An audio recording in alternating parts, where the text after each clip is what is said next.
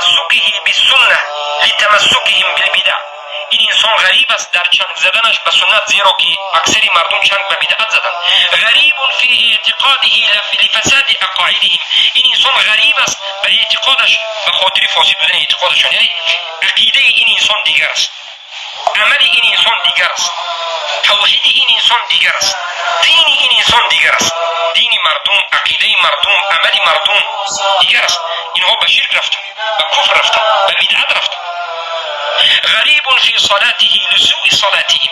حتی نمازخوانی انسان موحد غربت دارد در بین مبتدعین، زیرا که نماز موحد و غریب مثل سنت پیامبر است. نماز آنها پر از بدعت است، حتی نمازش غریب است.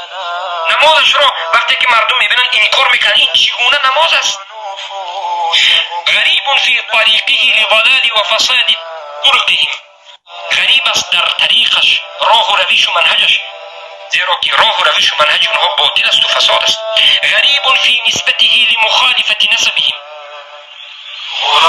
غریب فی معاشرته لهم لأنه يعاشرهم على ما تهوى أنفسهم وبالجملة فهو غریب فی امور الدنیا و آخرته.